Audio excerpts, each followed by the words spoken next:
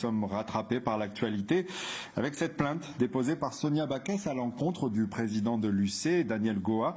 Elle lui reproche des appels à la violence, à la sédition et à l'appel aux puissances étrangères lors du discours d'ouverture du comité directeur tenu le week-end dernier. Est-ce là, Monsieur Philippe Dunoyer, l'illustration de deux positions diamétralement opposées, difficiles à concilier? Écoutez, j'ai lu le discours introductif de Daniel Goa au dernier congrès. Il y a effectivement des passages dans le discours, des mots, des expressions qui sont utilisées, qui ne sont pas utiles, qui sont provocatrices, qui sont fausses et qui finalement ne sont pas à la hauteur de la responsabilité qui est celle de tous les leaders politiques calédoniens. Daniel Goa est président de l'UC, de très grands partis indépendantistes.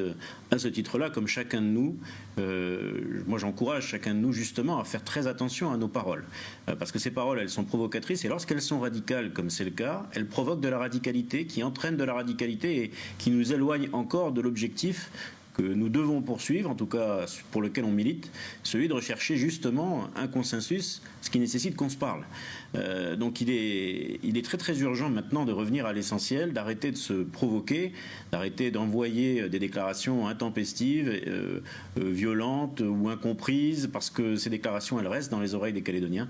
Et pour certains, elles constituent des ordres de bataille finalement. Et donc c'est exactement de ça dont on n'a pas besoin. On a besoin de calme, on a besoin de responsabilité, on a besoin de volonté.